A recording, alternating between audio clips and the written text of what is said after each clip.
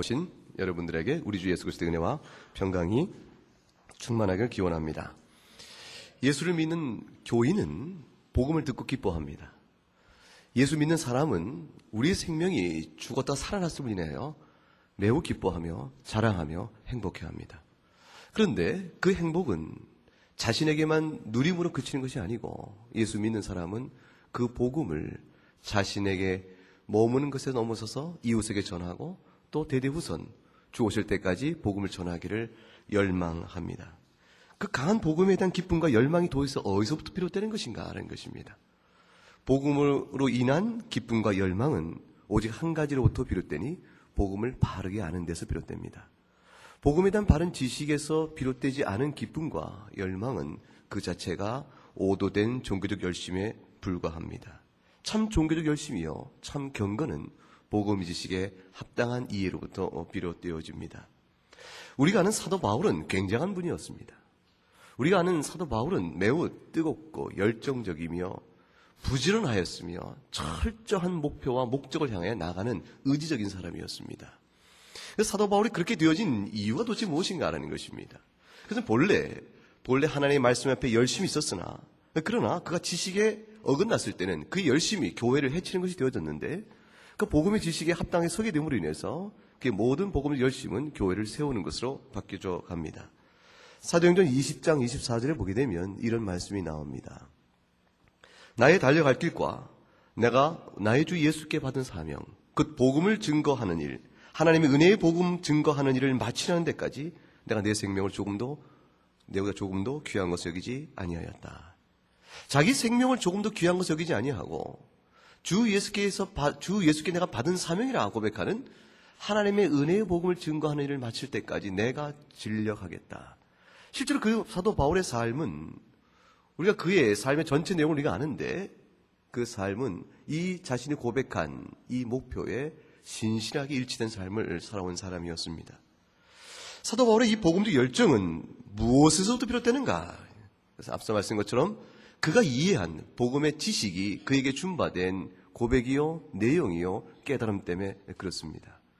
따라서 사도 바울은 자신이 복음을 전하고 자기가 전한 복음의 기초에 교회가 세워진 다음에 그 교회가 자신이 전함받은 복음에서 이탈되거나 불순종하거나 어그러지게 됐을 경우에 사도 바울의 그 감정은 그 내면 속에 솟아나는 열정은 큰 분노요, 진노요, 안타까움이요, 눈물로 번복이 이루어지게 되어집니다.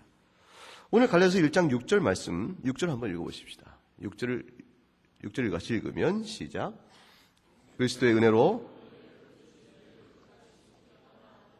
다른 복음을 줬는 것을 내가 이상히 여기노라. 내가 도무지 너희를 이해하지 못하겠다. 사도 바울께서 갈라디아 교회를 전해준 다음에 복음을 전하여 교회를 세운 다음에 잠시 그가 갈라디아 교회를 떠났을 때 떠난 지 얼마 안 돼서 갈라디아 교회에 이상한 소문을 듣게 되어집니다. 그 교회가 사도 바울이 전한 복음에서 이탈된 모습들이 나타나기 시작했어요. 사도 바울은 말합니다. 내가 도무지 너희를 이해하지 못하겠다. 너희들이 어찌 그럴 수가 있는 것인가? 너희들이 어찌 그리스도의 복음에서 이탈될 수 있겠는가? 내가 너희에게 어떻게 가르쳤는가? 복음이란 무엇인가? 복음은 오직 예수 그리스도의 은혜로 요약이 되어진다. 복음의 중심에는 그리스도가 있는 것이요. 그 그리스도와 너희와의 관계는 은혜라는 거죠.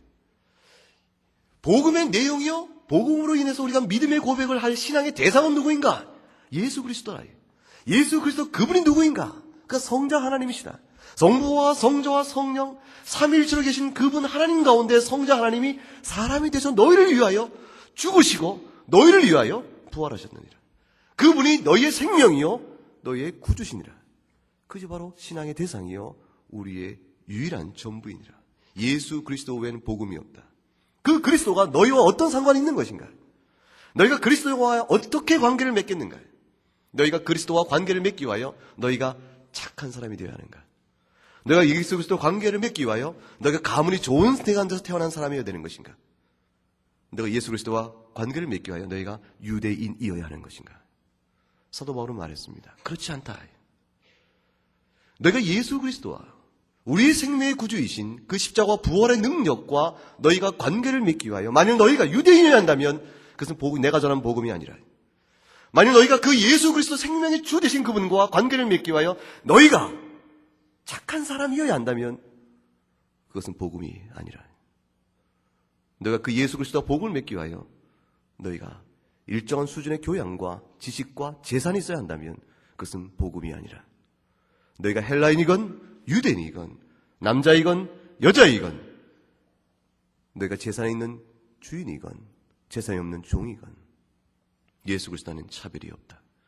오직 너희가 생명 되신 그분과 관계를 맺고 그분에게 연합되어지며 그분과 속하여 그의 죽으심에 연합하여 너희도 죽고 그분의 부활하심에 연합하여 너희도 부활의 생명을 얻게 되는 유일한 조건은 믿음뿐이라. 그것이 바로 은혜이라. 너희는 은혜로 주께서 불러 세워 믿음으로 그와 너희를 묶으시니라. 이것이 복음이라. 이것이 복음, 이거를 어찌하여 너희가 내가 전한 바의 복음에서 속히 떠나는가? 너희가 어찌하여 율법의 정죄로부터 그리스도의 십자가로 너희를 해방시켰거늘 너희가 다시 조건과 율법을 만들어 그리스도와 연합하는 근거로 삼으려 하는 교훈에 따르는가? 사도 바울이 탄식하며 내가 도무지 너희를 이해할 수 없느니라. 이건 단순히 이해할 수 없다는 차원에서의 무감각한 표현이 아니고 심한 질책입니다. 너희가 과연 그럴 수 있단 말인가? 그렇게 미련한가? 아직도 깨닫지 못했는가? 주께서 사도 바울을 통하여 책망하신 것입니다. 사도행전 15장을 가보게 되면 갈라디아 전체 주제와 연결되어진 비슷한 한 상황을 보게 되어집니다. 사도행전 15장을 한번 가보세요. 사도행전 15장 1절 말씀. 1절 말씀 같이 읽어봅시다. 시작. 어떤 사람들이 유대로부터 내려와서 형제들을 가르치되 너희가 모세의 법대로 할례를 받지 아니하면 능히 구원을 얻지 못하리라 하니, 안디옥에 있을 때에 이와 같은 거짓 선지자들이 교회를 또 어지럽게 했었습니다. 사도 바울이 이에 대해서 아주 격분을 합니다. 갈라디아서도 비슷한 주제로 흘러가게 되어집니다. 이들은 예수 그리스도 이외의 구원이 있다고 말하진 않았습니다. 여러분 보세요. 예수 그리스도 말미암아 구원을 받는다는 사실에 원칙적 동의를 합니다. 그런데 그들이 말하는 것은, 그런데 예수 그리스도 외에, 물론 예수 그리스도 말미암아 구원을 받고 그리스도가 없다면 어찌 우리가 구원을 받을 수 있겠는가? 그런데 그리스도를 어떻게 믿고 그리스도로 말미암아 구원을 받기 위하여 우리에게, 우리 편에서 우리가 해야 될 어떤 조건이 있다. 그것이 무엇인가? 할례라. 하나님께서 모세를 통해서 모든 구원받는 이스라엘 백성에게 준 약속, 언약의 표징, 그것이 무엇이었는가? 그게 할례였다. 그 언약의 표징의 할례에 따라서 우리 또한 할례를 받음으로 그리스도와 연결이 되어진다. 예수 그리스도만으로 구원을 받겠지만 그러나 이 할례 의식은 폐할 수 없다. 그것이 사도 바울이 복음 전했을 때의 한 회방적 요소였습니다. 사도 바울이 말하는 것입니다. 만일 할례가 그 조건이 된다면 예수 그리스도의 십자가와 부활로 인한 모든 구속의 사역은 미완성이란 말인가? 불완전이란 말인가? 하나님 왜 그 의식을 그 그리스도로 말미암은 구속의 사역의 조건으로 덧붙이겠는가? 만약 할례를 받아야 한다면 그것은 곧 할례가 율법이니 율법을 지켜야 한다는 것과 같은 것인즉 율법의 정죄로 말미암아 죽을 자들을 살리신 그리스도의 십자가가 무의미해지는 것이다. 주께서 율법의 정죄 아래서 신음하며 헤어날 수 없는 죄인들 우리 향한 구원의 손길로 십자가의 죽으심으로 우리를 구원하였건만, 만약 우리가 할례를 지켜야 한다면 그것은 율법 전체를 행할 의무에서 우리가 자유롭지 못하다는 것과 같은 말이 아닌가. 유대인은 과거에 그가 옛 백성으로 하나님과 언약 가운데 있었음에 할례를 받는 것이 필요적 이유가 있을지 모르지만 이방인 모든 하나님이 택한 백성에게 어찌 할례를 요구하는가? 비슷하나 다르다는 것입니다. 사도 바울은 이 자체에 대해서 그것은 곧 그리스도의 십자가의 완성적 사역을 부인하는 것이요, 너희의 노력과 우리의 의식적 순종과 우리 안에서의 그 무엇인가를 더함으로 인해서 예수 그리스도께서 미처 이루지 못하신 불완전한 부분을 완성시켜야 한다는 사실로 이해됐던 것입니다. 그것은 거짓이라는 것입니다. 그것은 잘못됐다는 것입니다. 사도 바울은 그 같은 도전에 대해서 격분하며 오늘 같은 갈라디아서 맥락에 말씀을 줍니다. 내가 이상히 여긴다. 사도 바울이 말한 것은 복음 자체 이해에 대한 불완전성이 하나 이유입니다. 근데 또 다른 이유는 내가 너희와 얼마나 더 있어야 복음을 알겠는가라는 것입니다. 내가 너희에게 함께 살며 함께 마시며 함께 먹으며 함께 잠에서 깨어나며 그리스도의 복음을 전하였다. 너희가 보고 목도 한 방 아닌가? 살아계신 주를 뵙지 못했으나 내가 너희와 함께 거하며 복음이 무엇인가를 지식으로 가르칠 뿐만 아니라 그 지식으로 가르치는 복음이 각성케 되어지고 깨어졌을 때에 우리 안에서 죄를 회개하고 죄를 회개한 사람이 다시 하나님 앞에 나와 하나님을 사랑하며 이웃을 사랑하는 그 사랑의 율법과 율례 앞에서 살아왔던 삶의 모범을 너에게 보였고 함께 그 복음 앞에 우리가 비록 연약하여 비참한 죄인이지만 복음 앞에 살아가야 될 삶의 자세와 내면을 함께 나눈 자가 아니었는가. 내가 너희에게 대해서 그토록 복음에 대해서 분명히 가르쳤거늘 어찌 너희는 그 같은 변덕과 불확신 속에서 속히 복음에서 이탈될 수가 있겠는가. 내가 너희를 떠난 지가 얼마나 됐다고 그렇게 속히 복음에서 너희가 떠나느냐. 사도 바울의 깊은 탄식과 책망의 음성입니다. 주님께서 이 땅에 계실 때에 내가 다시 올 때에 너희 가운데 믿음을 보겠냐 말씀하셨습니다. 주님께서는 2000년 전에 이 땅에 오셔서 짧은 3년 동안의 공적 생애, 십자가와 부활의 사역을 다 마치시고 다시 하늘로 올라가셨습니다. 전 역사의 흐름 안에서 예수께서 이 땅에 계시는 시간은 33년이었고 그가 의미 있는 구원의 사역을 행하신 시간은 3년에 불과합니다. 점입니다. 역사의 긴 선 속에서 주님은 한 점을 잠깐 찍으셨을 뿐입니다. 그러나 주님은 말씀하시기를 내가 다시 올 때 너희 가운데 믿음 있는가를 보겠다 하셨습니다. 주님은 2000년 전에 잠깐 역사 속에서 그 일을 이루셨지만 우리에겐 지금도 살아계신 주님이며 바로 어제 그가 와셨던 것처럼 생생한 성경 말씀과 성령의 역사로 인해서 우리 앞에 살아있는 교훈으로 있습니다. 우리가 그 교훈 앞에서 속히 떠날 것인가? 사도 바울의 탄식 앞에서 우리 자신의 믿음을 돌이켜 보아야 합니다. 시대를 핑계할 수가 없습니다. 어느 시대에 교회 역사 2000년 역사 속에서 아니 아브라함 때 치면 아니 그 이전부터 치면은 그 긴 장관 역사 속에서 어느 시대도 복음에 친화적이며 복음을 믿을 수 있도록 돕고 도와주는 세상적 환경은 없었습니다. 중세시대처럼 로마 시대의 국교가 공인되어지고 국교화된 이후에 전 세계가 유럽이 유일한 세계인 줄 알았던 그 시대에 그 사람들은 모두 나면서부터 기독교 국가처럼 되어 있지만 그러나 그 환경 자체가 우리에게 참 복음을 만나도록 하는데 항상 긍정적인 것은 아닙니다. 지금은 어떠한가요? 어느 시대나 복음에 직접적으로 방해를 하건 복음의 친화적 환경인 것 같으나 실질적으로는 복음에 방해되는 외식적이며 기계적이며 나태하게 만드는 그러한 형태의 복음적 위의 요소는 있습니다. 어느 시대나 이 모양 저 모양대로 복음의 환경은 항상 평안하지는 않습니다.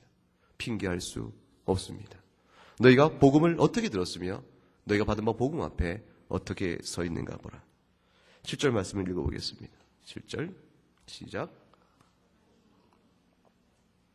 다시 한번 같이 읽어요. 시작. 다른 복음은 없나니 다만 어떤 사람들이 너희를 요란케 하여 그리스도의 복음을 변하려 함이니라. 거짓 선지자에 의한 거짓 복음이 교회 안에 들어왔을 때 나타난 결과는 무엇인가? 첫째는 7절에 다른 복음은 없나니 다만 어떤 사람들이 너희를 요란케 하여 라고 되어 있습니다. 너희를 요란케, 너희라는 것은 결국 객관화시키면 교회를 의미합니다. 우리가 바로 교회이기 때문에 그렇습니다. 너희를 요란케 하였다라는 말은 어떤 사람들이 교회에 들어와 교회를 요란케 하였다. 저들이 무엇이라고 떠드는가? 저들이 도대체 무엇을 근거로, 어떤 논리로, 어떤 이유를 들면서 내가 너에게 전한 복음을 공격하는가? 내가 너에게 전한 바에 대한 복음을 거짓되다고 말하며 곤란함에 빠뜨리고 너희를 어지럽게 하는가? 그들이 하는 전부는 결국 복음을 파괴하는 것이요. 그 자체가 바로 교회를 회방하는 것이라.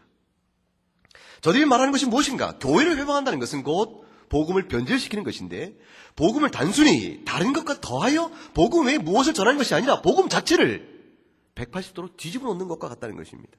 은혜의 복음, 예수 그리스도로 말미암아 생명을 얻는 죄인에게 주시는 은혜의 복음이 예수 그리스도를 빙자하여 의인에게 다가가는 복음으로 바뀌어 나간다.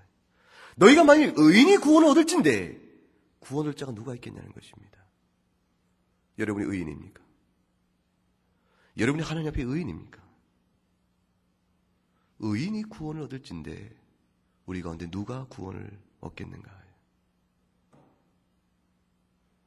여러분이 주님 앞에서 무엇인가를 행함으로 인해서 구원을 얻을진데 여러분이 주께서 요구하시는 그 무엇을 행함을 여러분이 행할 수가 있겠는가? 아무도 못합니다. 아무도 못합니다. 주님은 우리가 죄인 되었을 때에 사랑하셔서 부르신 것입니다. 여러분 지금도 다 예뻐요. 이렇게 보게 되면 말할 수 없이 예쁘고 이곳에 와 있는 사람 중에서 씻지 않고 온 사람은 아무도 없을 거라고요. 아침에 일어나는 모습 그대로 온 사람은 없을 것이요. 씻고 단장을 했을 터인데 단장을 했으나 그만한 수준이죠. 그래도 이렇게 마주보기에 크게 불편하진 않아요. 그러나 우리가 아는 것은 여러분이 오늘 저녁 때쯤 되고 밤쯤 되면 상당히 지저분해진다는 것이죠. 머리를 감지 아니하면 옆에 있기가 힘들 정도로 어려워지기도 합니다. 우리는 어느 순간에 맑은 성령의 충만한 은혜 속에서 정말 하나님을 사랑하는 마음이 진실되게 우리 안에 있습니다. 저 주 예수 외에는 내가 사랑한 것이 없습니다 고백할 만큼 우리가 진실되게 하나님께 가까이 갈 때가 있습니다. 그러나 그 짧은 시간이 지나면 상당히 많은 시간 속에 우리는 주님으로부터 멀어져 있어서 세상의 마음이 흔들리고 괴로워하고 옛 본성대로 또한 살아가는 자기 모습들을 계속적으로 발견해 갑니다. 우리는 의의 어떤 수준을 이루어서 주 앞에 이룰 수가 없습니다. 그것이 아무리 낮은 수준을 할지라도 여러분 만일 교회가 하나님의 말씀에 입각해서 해석해내서 구원받기에 합당한 신자라면 이런 생활을 해야 합니다라고 생활 규범을 여러분에게 제시했다고 치면은 여러분이 그 규범을 완전히 지킴으로 주 앞에 의로운 자로 쓸 수 있을 것 같으세요? 불가능합니다. 실제로 구약 시대에도 그 많은 레위기 속에 나와 있는 숱한 율례를 우리에게 베풀었습니다. 교회가 국가입니다. 국가로 돼서 시민 생활을 해야 될 법칙을 자세히 풀었고 종교적 의무를 자세히 가르쳤고 그리고 종교인으로서 이스라엘 백성으로 거룩한 백성이요 하나님의 제사장된 무리이기 때문에 그들에게 기대하는 일정 수준의 도덕적 요구도 가르쳤습니다. 날마다 가르쳤으며 미간의 말씀을 붙이고 이 손매에 말씀을 붙여서 오관을 출입하는 문에 달아붙여서 계속해서 하나님의 말씀을 성결, 여호와 앞에 성결하라. 그 모토를, 그 표를 가스판에 새기고 날마다 주 앞에 서 있는 인생임을 자각시키고 훈도하고 가르치고 국가 전체가 교회였으니 그것을 불순종할 때는 공권력으로 그걸 다스릴 만큼 강력한 통제장치를 가지고 교회를 치리해왔지만 이스라엘 어느 시대에 하나님의 말씀에 순종한 시대가 있었는가? 없었습니다. 없었습니다. 스데반 집사님이 순교 직전에 한 설교 속에서 이렇게 얘기했습니다. 너희가 언제 저 출애굽에서 애굽에 종살이할 때 출애굽시켜서 광야에 주께서 이끌으신 이후로부터 지금까지 광야 시대로부터 지금까지 너희가 언제 단 한 번이라도 주 앞에 순종한 적이 있느냐? 그게 스데반 집사의 설교 요지였습니다. 너희가 언제 주 앞에 순종한 적이 있는가? 그들이 그 말을 듣고 이를 갈며 돌을 들어 스데반을 내치기 시작했던 것입니다. 그들 생각에는 자신들이 의인이었기 때문이었습니다.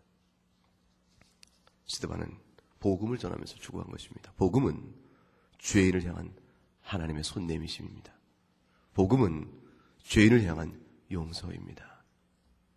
그것이 복음이거늘 너희가 어찌 너희 가운데 들어와 죄인을 부르시는 복음의 은혜 앞에서 의를 향한 복음이라 변질시키고 너희 이것을 조건을 지켜야만 구원을 받을 것이라 말하는 복음 앞에 너희가 요란케 되고 소동케 되며 흔들리며 예수 그리스도의 은혜의 복음 앞에서 그렇게 속히 떠나는가? 8절을 읽어보겠습니다. 시작. 그러나 우리나 혹 하늘로부터 온 천사라도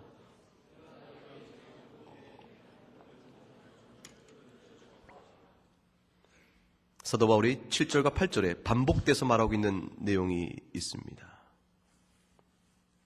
그리고 또 9절에도 계속 이어져 오고 있는 내용이 있죠. 그것은 7절부터 8절로 이어지는 그 책망의 강도가 점점점 강해져 갑니다. 8절 내용 속에 우리나 혹 하늘로부터 온 천사라도 우리가 너희에게 전한 복음 외에 다른 복음을 전하면 이 다른 복음은 복음이 아닌 것인데 그러면 저주가 있을지어다. 사도 바울이 저주를 선언합니다. 여러분 이 저주의 의미를 이해하세요? 사도 바울이 말하는 저주가 있을지어다 이 저주의 말이 어떤 의미를 갖고 있는지 아십니까? 여호수아 6장에 가게 되면 여리고성의 함락이 나옵니다. 여러분 여리고성 얘기 다 알죠? 여리고성을 몇 명이 가서 싸워서 무너뜨렸습니까? 100명? 1000명? 10,000명? 몇 명의 군사가 총칼을 들고 달려가서 여리고성을 무너뜨렸죠? 싸우지 않고 무너뜨렸죠. 여리고성은 어떻게 하면 7번 이렇게 그저 양각을 불고 나팔 불고 평화롭게 성을 삥삥 돌더니 7번째 그냥 성이 무너져 버려서 여리고성을 점령할 수가 있었습니다. 하나님께서 여호수아에게 한 얘기가 있었습니다.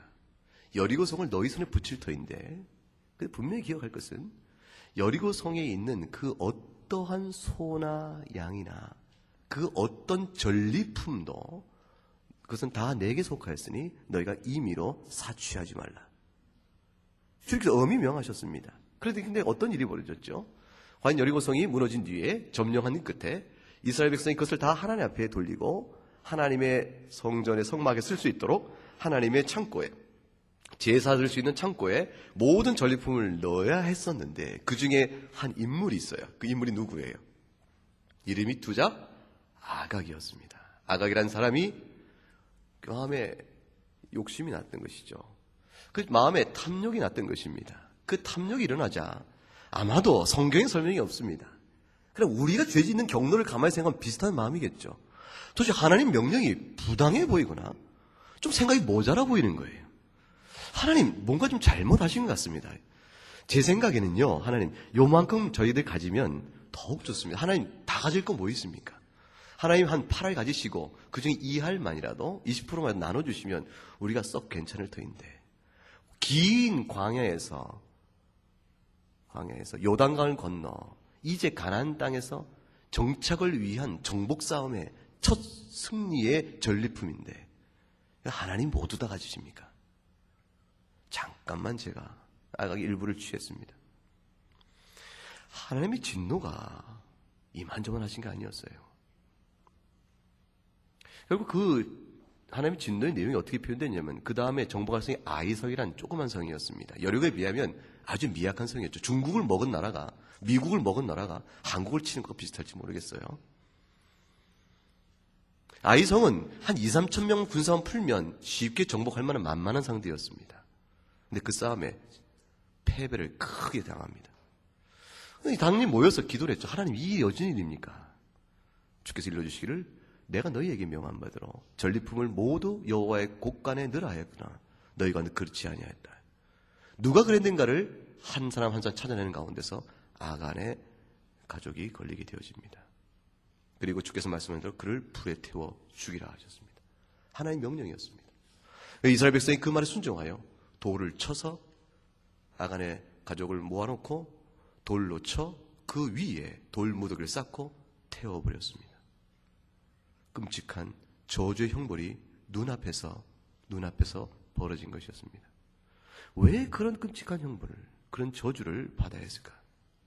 그것은 곧 하나님 나라 교회 세움에 대한 근본의 원리를 뒤집어 놓는 것이었습니다. 여러분 보세요. 광야에 있다가 요단강을 건너서 가나안 땅에 진군했을 때 요단강을 건너자마자 하나님께서 길갈에 명령을 주어 돌 비석을 세우게 합니다. 큰 12지파의 비석을 세우게 하셨어요. 그리고 말씀하시기를 이것을 너희 후손 대대로 이 비석을 보고도 기억하게 하라. 무엇을 기억하라는 것이었습니까? 애굽의 종노릇하며 세상의 죄악 속에 물들어 있던 그 백성을 하나님께서 구원해 내시어 이제 약속하신 땅, 저 아브라함에게 약속하신 땅, 그 오래전에 아브라함이 약속한 그 가나안 땅을 주께서 역사 속에 살아계시고 섭리하심으로 자기 백성 그 땅에 모아 이제 이곳에서 하나님 나라를 건설하신다. 에덴을 세우셨던 하나님께서 우리의 죄악에도 불구하고 긍휼의 은혜의 손길을 내밀기를 주저하지 아니하시고 따로 지정한 한 지경, 가나안의 지경을 정하시고 그곳에서 하나님 나라를 세워가신다. 하나님과 언약을 맺은, 은혜의 언약을 맺은 백성이 삶의 터를 내어놓고 이것은 하나님은 우리의 하나님이시여 우린 그의 백성임을 고백하는 천국 백성의 아름다움이 그 터에서 이루어질 것이냐. 그것이 바로 언약 성취여 은혜 누림에 대한 증표로 돌비석을 세우게 한 것이었습니다. 12집에 돌비석을 세웠던 그곳에서 첫 싸움 속에서 이스라엘 가운데서 하나님 나라에 대한 정면적 도전이요 배반의 죄악이 시작되기 시작한 것이었습니다. 주께서 행하지 않은 하나님 나라에 대해서 거부하는 것, 주의 통치에 대해서 아니라고 말하는 것, 선악을 알게 하는 나무를 두었으나 하나님은 금하셨으나 내 생각에는 먹을 것인가 안 먹을 것인가의 선악간의 판단은 내가 결정할 것이라고 주장했던 그 죄악과 똑같은 성질, 같은 죄, 그 죄를 아간이 범한 것이었습니다. 전리품을 주께 귀속시켜라. 귀속시킬 것인가 안 할 것인가? 하나님의 말씀에 순종할 것인가 안 할 것인가에 그 선택은 내가 한다. 아간은 자기 나름대로의 임의적 명분과 논리와 자기 합리화를 세워서서 이미 주께서 금하신 물건을 취했던 것입니다. 그것은 곧 하나님 나라에 대한 도전이요 하나님 나라에 대한 회방이었습니다. 그것은 곧 은혜의 복음에 대한 저항입니다. 교회의 훼손이었습니다. 그것이 결국 여호와서 7장 12절에 가게 되면 하나님께서 이렇게 말씀하십니다. 이 일로 인하여 내가 너희와 함께 있지 아니할 것이라. 하나님과 함께 있음이 복음입니다. 죄인 되어서 너희가 하나님과 원수 되었으나 주 예수께서 너희와 하나님 사이에 막힌 담을 헐어버리셨다. 그리고 하나님과 원수 되었던 너희를 하나님의 자녀로 화평한 관계로 돌이키신 것이라. 그것이 바로 임마누엘인 것입니다. 예수로 말미암아 하나님이 우리와 함께 계시고 우리와 함께 계신 그분이 곧 하나님이시니 곧 예수라. 그 은혜의 관계를 아간의 범죄를 인하여 주께서 저주하여 책망하시기를 내가 너희와 함께 있지 아니하겠다. 그것은 곧 이스라엘이 하나님과 원수됨의 관계로 바뀌었음을 의미합니다.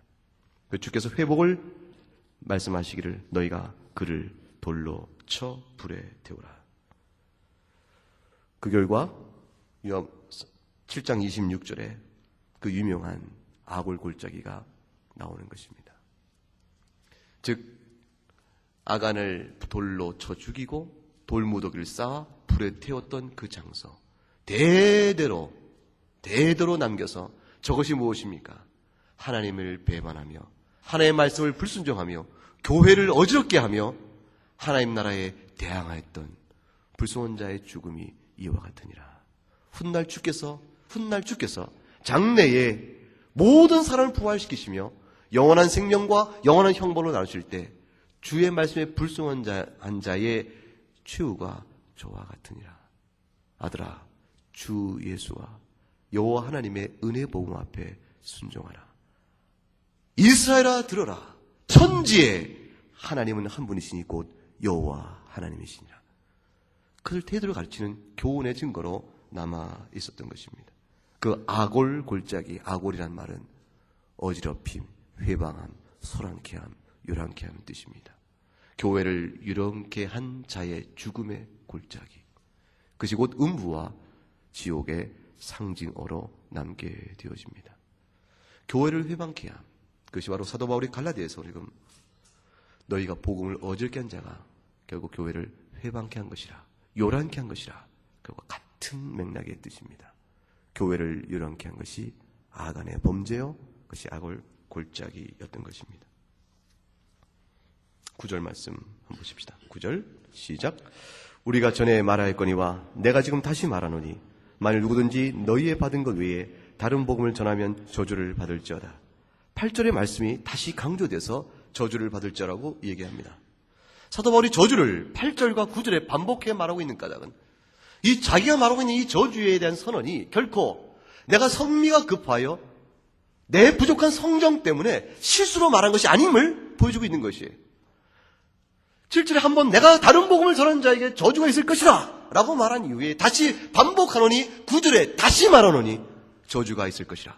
이게 말하는 것은 내가 이 저주의 선언은 이것이 아무리 엄청난 말이지만 그래 기억할 것은 내가 내 성격의 급함과 나의 부족한 마음 때문에 관용이 없어서 내가 너그럽게 보지 못하는 나의 속 좁은 마음 때문에 한 말이 아니라 해. 그런 것이 아니라. 그리고 또한 저주의 대상이 예외가 없습니다. 만일 내가 너에게 전한 복음 외에 다른 복음을 전하면 그 복음을 전한 사람이 사도를 자처하는 사람일지라도 저주가 있을 것이요. 내가 너에게 전한 복음 외에 다른 복음을 전한 자가 혹시 하늘에서 온 천사랄지라도 저주가 있을 것이라. 그 누구라도 예외가 없느니라. 보편적 대상에 대한 완전한 전면적 선언입니다.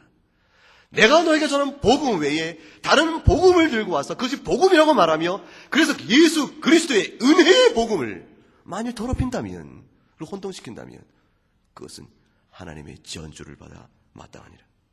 이것은 내가 급한 실수로 내 성격의 부족 때문에 내가 행한 것이 아니요 이것은 하나님 앞에서 하나님 내 생명을 걸고 말하는 진리의 싸움인 것이니라. 10절 말씀에 이와 같은 자기의 저주의 선언이 어디서 비롯된 것인가 자기 신앙적 동기를 설명합니다. 10절을 같이 읽어보겠습니다. 우리가 이제 내가 사람들에게 좋게 하랴 하나님께 좋게 하랴 사람들에게 기쁨을 구하랴 내가 지금까지 사람의 기쁨을 구하는 것이었다면 그리스도 종이 아니니라. 사도 바울이 왜 그토록 과격한 저주를 선언하는 것인가? 사도 바울이 왜 그렇게 과격한 저주를 선언하는 것인가? 왜 타협 없는 그런 무서운 저주를 선언하는 것인가? 그래서 한 가지 이유입니다. 내가 사람을 좋게 하려고 했다면 내가 이 말을 하지 않았을 것이라. 내가 사람의 비유를 생각했다면 내가 그들과 타협했을 것이라. 내가 사람을 생각하며 사람들의 인정을 받기 원했다면 나도 그들과 더불어 그들이 듣기 좋게끔 그들이 들을 만한 말을 함으로 인해서 그들과 함께 손을 잡아 바벨탑을 쌓았을 것이라. 우리 서로 힘을 합쳐 마음을 함께 모아 탑을 세우자. 바벨탑을 세웠을 것이라.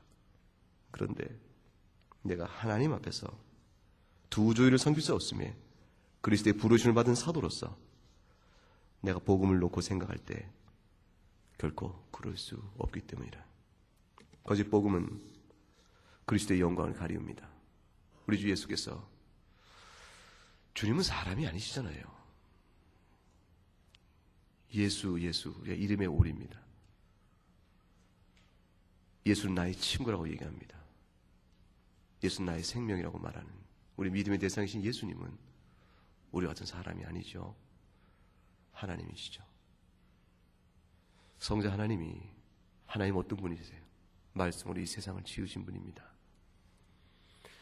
이 세상을 지으신 권능을 생각해 보세요. 상상이 됩니까? 이 말씀을 지으신 그 지혜를 생각해 보세요. 여러분 상상 속에 담을 수가 있나요? 그 하나님께서 사람이 되신 것입니다.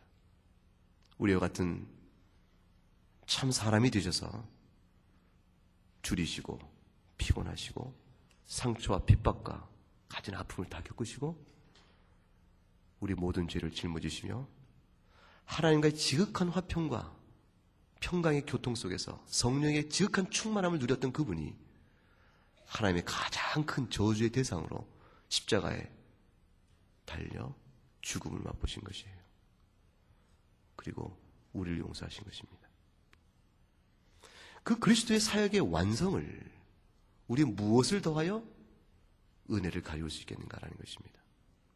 예수 그분 외에 우리는 다른 구주가 없고 예수 그분의 그 예수님께 행하신 일에 구원의 사역을 우리 가운데 누리는 유일한 방식은 우리가 무엇을 들고 가는 것이 아니라 우리가 가장 비참한 죄인임을 인정하고 그 앞에 빈손으로 가는 것입니다.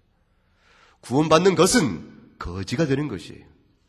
구원을 얻고자 하면 거지가 되는 것입니다. 여러분이 거지가 되지 아니하면 절대로 구원을 받지 못합니다. 하나님, 제가 거지입니다. 빈털털이 거지요. 아무것도 없는 문둥이입니다. 제가 썩어지고 부패하고 무너져가는 문둥병자와 같습니다. 나를 고쳐주시고 빈손에 채워주시옵소서. 그거 외에는 다른 생명이 없는 것입니다. 내가 하나님의 은혜를 패하지 않으니 만일 의롭게 되는 것이 우리가 무엇을 행하며 무엇을 지킴으로 말미암으면 그리스도께서 헛되이 죽으신 것이라. 갈라디아서 2장 21절의 말씀입니다. 만약 우리가 무엇인가를 행함으로 구원 얻는다고 말한다면, 무엇인가를 지킬 필요가 있다고 말하면, 그래서 무엇인가를 행하고 지킴으로 인해서 우리가 의인된 조건이 있음으로 인해서 구원 얻는다고 말한다면, 그것을 위해서는 우리 가운데 아무도 구원받을 자가 없다. 그것은 곧 영혼의 상실을 의미합니다. 주님께서 말씀하셨죠. 만일 누구든지 나를 믿는 이 소자 중 하나를 실족하게 하면 차라리 연자 맷돌을 그 목에 떼어리우고 바다에 던지음이 나으니라. 복음을 가려우지 말아야 할 것을 얘기했습니다. 이것이 주님의 복음인 것 생각하면 사도 바울이 저주를 선언하는 것은 복음에 합당한 것이고 복음에 일치되는 선언이었죠.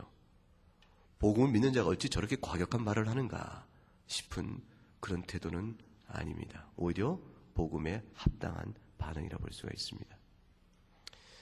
우리 가운데 누군가가 이것을 흉내내서 자기 마음에 들지 않으니까 자신의 부족은 보지 못한 채 함부로 저주를 선언하고 다니면 그러면 어떻겠습니까? 적용이 그렇게 나가면 되겠어요? 안 되겠어요? 그렇게 적용할 사람은 우리 가운데 아무도 없겠죠? 사도 바울의 이 저주의 선언은 오직 한 가지 예외적으로 인정되는 한 경우가 있는 것입니다. 복음의 진리, 그것을 훼손하는가 세우는가, 그거 외에는 우리가 이 얘기를 할 다른 입지가 우리에게 있지 못합니다. 오늘 교회가 복음을 지켜가는 데 그렇게 편안한 환경은 결코 아닙니다. 첫째는 우리 일상생활이 복음의 순적한 생활의 흐름을 따라가도록 우리의 사회생활이 우리를 놔두질 않습니다. 먹고 살아야 하는데, 공부를 해야 하는데, 생활을, 인생 자체의 생계를 도모해가는 모든 삶의 흐름이 너무 바쁘며 너무 복잡하며 우리 엮어진 삶의 구조가 복음의 생활을 신실하게 행할 수 있도록 잘 도와주질 못합니다. 따라서 우리는 파도를 거스리고 흐르오는 물결을 거슬려 헤엄치는 수고로움이 우리 신앙생활에 요구되어집니다. 그 수고로움을 피하지 말아야 합니다. 생각해 봐야 합니다. 어떻게 거슬러 갈 것인가. 그것이 이 세상 속에서 불성실하며 나태하며 거짓하며 태만하며 모든 사람에게 손가락질 받을 만한 그런 비윤리적 삶을 살면서 복음을 이유로 등장 핑계 안 되는 것은 그것은 거짓이죠. 예수 믿는 사람은 성실합니다. 예수 믿는 사람은 진실됩니다. 예수 믿는 사람은 윤리적이어야 합니다. 따라서 그 같은 맥락 속에서의 거슬림은 신앙적 거슬림이 아닙니다. 그럼에도 불구하고 우리가 예배 시간에 모여 집중하기를 원하지만 예배의 자유가 회방되는 경우가 있고, 내가 말씀 앞에 더 진실되길 원하며 정직하기 원하지만 사회적 환경이 정직을 조롱하게 되는 경우가 있습니다. 신앙적 양심대로 살기 원하지만 신앙 양심의 삶이란 것이 핍박과 아픔을 전제로 할 그럴 때도 있는 것입니다. 이 같은 삶뿐만 아니라 우리가 믿는 복음 진리 자체에 대한 조롱이 있습니다. 독선이요. 왜 예수 믿는 것만이 구원인가? 이미 우리나라는 종교다원 사회를 살고 있는 것이요. 예수 그리스도의 복음이 참 생명임을 성경에 기록되고 말하면 성경 자체가 하나님의 말씀임을 증거하라고 소리쳐 외칩니다. 다른 종교의 경전과 성경도 마찬가지 하나의 종교의 경전이므로 사람이 쓰여진 지혜의 글일 뿐, 사람의 지혜의 글일 뿐, 이것이 하늘에서 주신 바 되는 하나님의 영적 진리요 계시의 말씀한 사실을 그들은 조롱합니다. 여러분 믿음 가운데서 성경의 하나님의 말씀임을 받을 수 있는 것인가? 심각한 도전과 위기를 받게 되어집니다. 그렇죠? 성경의 하나님의 말씀이 있는 거 아는 것은 성경에 기록된 성경의 자기 증거를 통해서 아는 것이요. 성경을 읽고 과연 이것이 하나님의 말씀이다 인정케 되어지는 성령의 내면적 역사를 통해서 우리가 알게 되어집니다. 뉴에이지 무브먼트는 지금 이 시대를 뒤덮고 있는 시대 사상입니다. 육과 영이 하나입니다. 여러분 안에 있는 자기 실현과 여러분 안에 있는 신을 실현하고 맛보고 누리는 것이, 체험하는 것이 곧 그것이 구원이요 그것이 생명이라고 가르쳐 나갑니다. 그것이 모든 종교를 망라하고 공통적 지배사상으로 지금 이 세상에 나타나고 있습니다. 그 앞에서 여러분 복음 앞에 다시 마음을 가다듬어야 하는 것입니다. 체험이 예수 그리스도의 복음의 진리를 대신합니다. 윤리적 삶이 예수 그리스도의 복음을 대신합니다. 그것이 오늘날 시대의 교회를 향한 도전입니다. 신자는 윤리적으로 살아야 합니다. 그러나 윤리가 복음을 대신한 것이 아닙니다. 신자는 그리스도의 말씀으로 인한 확신의 내면적 체험이 있을 수 있고 간증이 있을 수 있습니다. 그러나 그 자체는 복음을 대신한 것이 아닙니다. 어느 것도 아닙니다. 복음은 오직 우리의 죄인 된 것과 예수 그리스도의 하나님께서 사람 되셔서 우리를 구원하신 복음서 사실 앞에서 그 진리 앞에 자신의 실상과 실존을 보고 거지요, 죽을 병이요, 생명 없는 자가 생명을 구하는 하나님과 관계 속에서 비로소 그 의미가 드러나는 것일 뿐입니다. 사도 바울은 그 복음을 우리에게 전해주면서 자신이 경험했던 모든 체험과 말씀의 지식에 가요 다른 복음은 없다고 선언하였습니다. 여러분이 교회 바깥에서 듣는 숱한 여러분이 듣고 있는 많은 이야기들은 여러분에게서 교회에서 전해준 이 복음 외에 다른 것을 더하거든 그것은 거짓 복음이요 다른 복음인 줄 알고 마음의 영적 단속을 바르게 해야 될 것입니다. 다른 복음은 없나니 내가 너에게 전한 복음 외에 다른 복음을 전하면 그가 혹 천사라 할지라도 저주가 있을 것이라.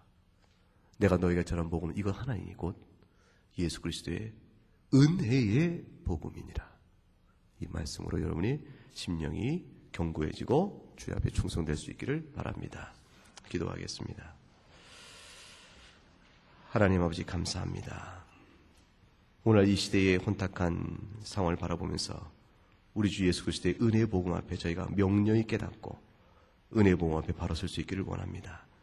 복음을 우리에게 들려주셨사오니 죄인 된 자를 불러 세우셔서 은혜로 십자가 앞에서 구원하시고 부활의 생명을 부어주시며 새 생명의 삶을 살도록 하신 아버지 하나님, 우리가 죄인됨을 주 앞에 고백하며 은혜로 주와 자녀가 되었사오니 우리 안에서 새 생명의 능력이 나타나므로 참된 진리와 의와 거룩 가운데 살아간 저희가 되게 하시며 이 거짓된 진리가 감싸고 있는 이 세상 속에서 주의 복음을 온전히 믿고 주 오실 때까지 교회를 지켜나가는 저희 모두가 되게 하여 주시옵소서. 감사하고 예수님 이름으로 기도 올리옵나이다. 아멘.